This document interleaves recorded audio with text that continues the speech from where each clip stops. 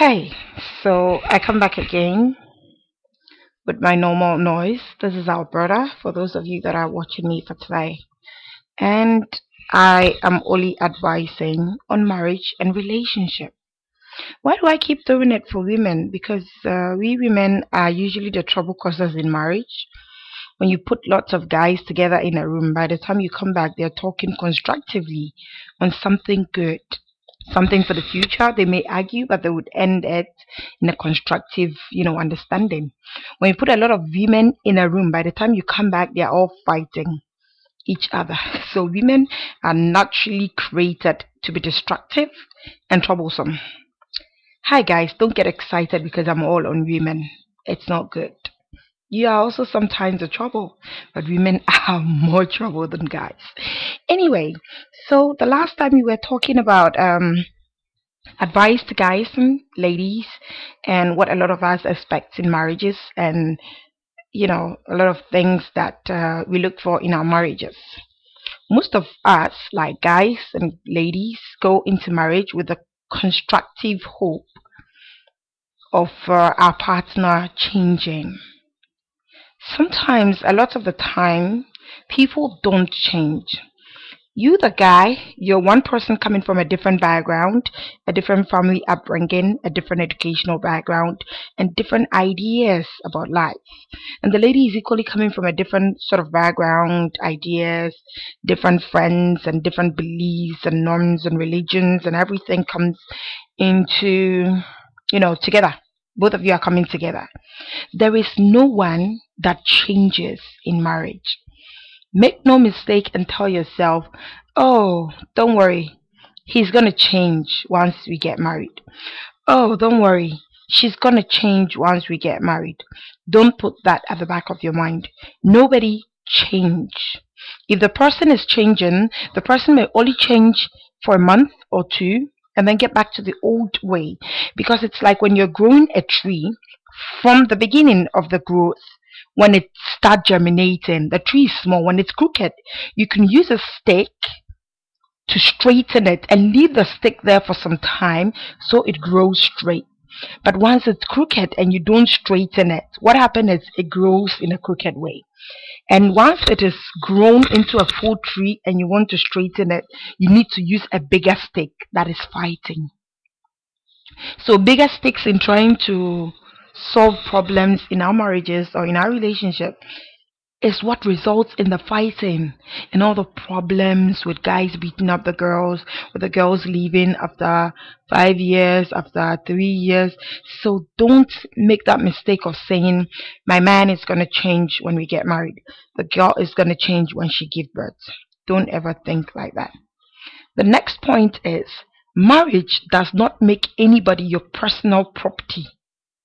A lot of ladies feel that their husbands are their properties. I don't want him talking to that girl. I don't want him dating any other person. He cannot do that. He cannot do this. Why can't he? Did you buy the person? You are only married. You are together to make a family, to start your own family, to start a union. It's a union of trust. Without trust, there cannot be any union or marriage. Don't ever tell yourself that this guy cannot go out with anybody because he's married to me.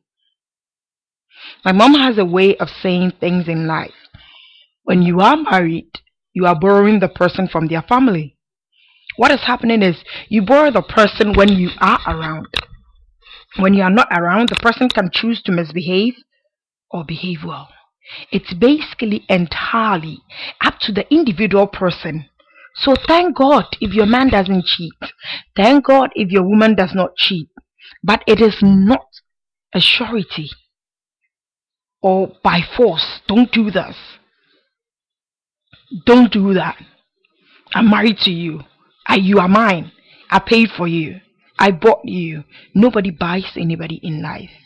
Even Jesus that let his blood that was killed because of our sins, he didn't buy us. No. He still gave us a free will to choose between right and wrong. Most of the time we may backslide, we may fall down, but at the end of the day, we always come back to a constructive end as to, okay, I fell, This is where I failed at. This is what I'm supposed to do. This is what I'm not supposed to do. So these are certain things in life that we as women need to learn. You need to be very respectful. And I talked about submissiveness already. I won't go there now. You've got to be submissive, but you've got to give your husband room. Be happy when your husband cheats and come back, because you're the lucky girl. He could have been with the other person. What's making him stay with you? After all, he's gotten everything he needs to get from you.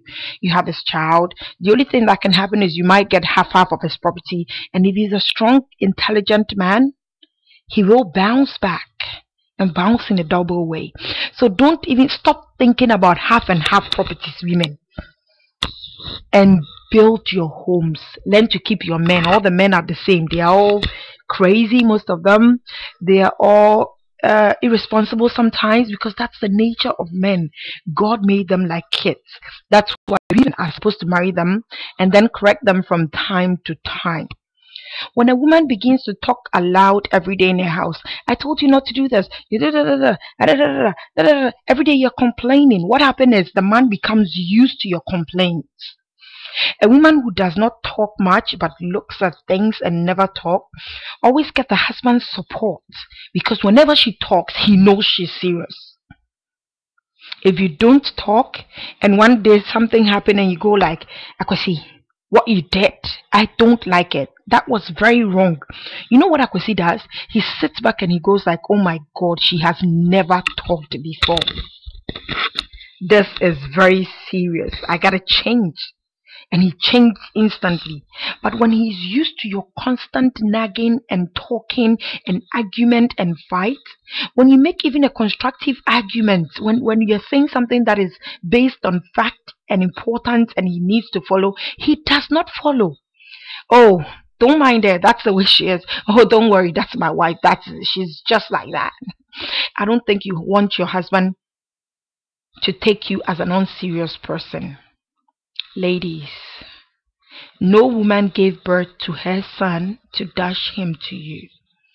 Neither did any woman give birth to the daughter to dash her to you, the man. Let us all both learn to stay with one another as couple, because as people coming from two different backgrounds, you are both with different ideas, different perceptions, and different beliefs. You gotta learn to stay together. You gotta learn to respect each other. You gotta learn to, compromise. That's the word. I like this. I don't like this.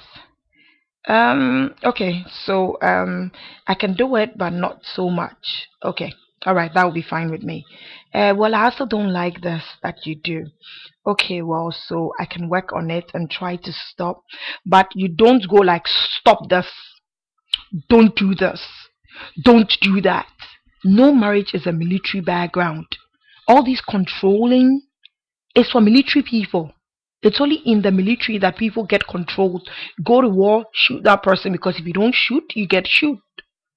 If you don't kill, you gotta be killed. So I'm sure you wanna kill, so you stay safe. That is on the field. For soldiers, marriage is not a battleground. Is not for military people. Nobody is fighting on a marriage ground. I mean, marriage is a sweet, loving, place where a woman feels secured, where a man feels secured, where the children come between that security. A man and a woman comes together and their kids come in the middle and feel secured.